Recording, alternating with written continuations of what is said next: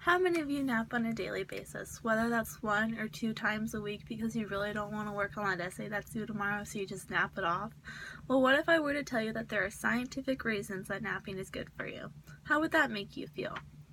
So getting a daily nap is important for any individual, but it is how someone manages their sleeping habits that will determine how healthy your body really is. Napping is not when you go to bed after a long day's work. It is when you take a random break in the day and go to bed for an hour or so on average. So I'm going to be talking about the benefits of napping and how it affects us college students when it comes to studying and how it affects our physiological body. But first, we need to go over the stages of sleep. So, the Department of Computer Science and Engineering did a study that evaluated patients through various sleeping labs to determine their stages of sleep by using an EEG graph. The earliest stage is when a person is relatively still awake. The first stage is NREM stage 1. This is the beginning of the sleep cycle. This is the transition from being alert to now sleeping. Here is when the brain is going to produce what is called theta waves. Theta waves are slow brain movements. This stage will only last about 5 to 10 minutes. Second stage is NREM stage 2. This is when people become more unaware of their surroundings, what is around them, and their temperatures are going to begin to drop. And another physiological effect in the body is that the individual's breathing and heart rate is going to become more regular. Third stage is NREM stage 3. And this is when your muscles are going to begin to relax. Your blood pressure, your breathing rate are going to begin to drop, and the person is now considered in their deepest sleep. So I don't know if any of you have ever heard the stage, never wake someone who's sleepwalking. Well, sorry to burst your bubble, but that's just a legend. There have been no shown causes of harm in waking a sleepwalker. However, it is not recommended to do so. According to sleep disorder at the center at NYU, bringing someone out of their sleep could easily startle them. That is why it is important to just guide the person back to sleep, because when you wake them up, they could easily be startled, and they could lash out at you or punch you because they are unfamiliar with their surroundings. So here's a little quote. Your life is a reflection of how you sleep, and how you sleep is a reflection of your life. So now I bet you're all wondering, when am I going to get to the part where I tell you why you should be taking 2 to 3 naps on a daily basis because it's good for your body? Well, here it is. Now I'm going to be speaking on the outcomes that will come from taking a good nap. First one is that it's going to improve your awareness.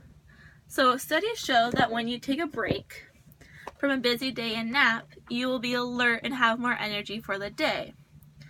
According to the Department of Electrical and Computer Engineering at the University of Hartford, there is a difference between a 15-minute nap break and a 15-minute active break. So a nap break is falling asleep and actually going through the NREM stage 1, NREM stage 2, NREM stage 3, and actually falling asleep and going through all of those stages. However, an active break, it's just like, an example would be when an athlete goes and takes a sip of water from a drinking fountain after just running a sprint. It's when you're not actually falling asleep, you're just taking a break from physically doing something, not falling asleep. So, having constant alertness is a benefit for napping. So participants in this specific study, they completed 2 hours of stimulated driving and then followed a 15-minute nap. So the nap break reduced your EEGs and subjective sleepiness. However, the active rest break did not reduce your EEGs sleepiness. So the motion of actually falling asleep is what will improve your awareness throughout the day. By increasing your alertness will not only keep you awake during difficult classes, but it also allows you to be more interactive throughout the day with your friends and families and whatnot. So the third point we're going to be talking about is that napping improves your memory. So during sleep, recent memories are transferred to the neocortex, where long-term memories are solidified and stored. So according to the Department of Psychological Sciences, that a daytime nap will improve motor performances and facilitated motor memory consolidation. So, the EEG graph shows the brain's activity, and basically during sleep, the hippocampus is charged to remember information. So, according to the Science of Engineering in Italy, the hippocampus is able to transfer learned information into memory storage after the information is learned. So, to put this in easier terms for us college students to understand, is imagine that you have two compartments in your brain, one for learned information and another one for memory information. So all the terms and equations you are trying to memorize the night before your big midterm, when you go to sleep, which let's say is probably like 2 a.m., all the information that's being transferred is now going to be transferred to your memorization compartment. So when you wake up the next morning, hopefully all the information you retained, you can thank your hippocampus for that. So, to clarify, I spoke on the couple of benefits of napping and how to manage your time with napping, with your sleeping habits. So remember, naps may be a stress reliever for some, while others feel it's just an easy way to procrastinate a paper. But by taking naps throughout the day, will ultimately increase the way your body functions and can potentially improve your health.